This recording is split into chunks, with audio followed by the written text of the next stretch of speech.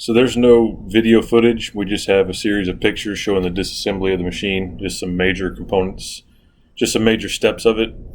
Here we have a view of the machine in full view before we did anything to it. So you can see where everything is set up and how the machine was set up. Here's a front view kind of from the left side. Shows the utilities along the left wall there and how it was set up. And here's a right side view of the machine. Inside the electrical cabinet, this is the next picture is going to show where the Ethernet hooks up, or the EtherCAT, to the data point. Then the next one will have where it connects at the bottom here. And then it exits the electrical cabinet and goes on from there. There you can zoom in and you see which ones go where. I even marked it inside the cabinet so you get the right connectors to the right location. Here we're removing the first section of tank. A lot of bolts along that flange, and there's a gasket between the flange. Also, one thing I did not get a picture of, there are small sections of hose in the top left and top right. They're on the end view of the tank. Those hoses have to be slipped over the pieces of pipe in order for the air bladder system to work. There's 3 bolts on there to tighten up.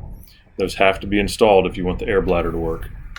Here we're inside one of the risers, just doing some disconnects for removing the bridge. This is pretty self-explanatory once you pull all the cables back through. This is inside the left riser, or the Y side. Again, more connectors. The correct EtherCAT cables to the correct ports on the amp. All the wire numbers. I even did some labeling myself to kind of help whoever puts this together. Tanks are removed. We're getting ready to remove the bridge. Got a bolt on the forklift pockets underneath the bridge there. Got those bolted on. The bolts are already on the bridge. They're a metric bolt. There we have the bridge lifted off, supported very well. It moved actually very easily. Now we're moving the first rail.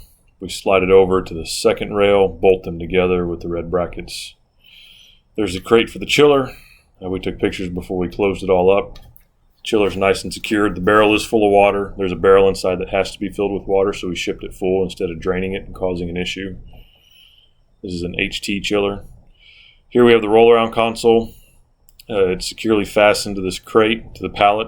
Then we built a crate around it, secured it in, put some electrical whips in there, put the disconnects in there, put some tubing in there, just some random stuff kind of went in there.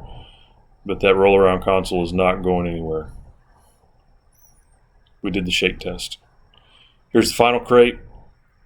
Just the sheet metal shields, the whip bracket, some hardware. The casters for the pump are in there. Must be bolted back on.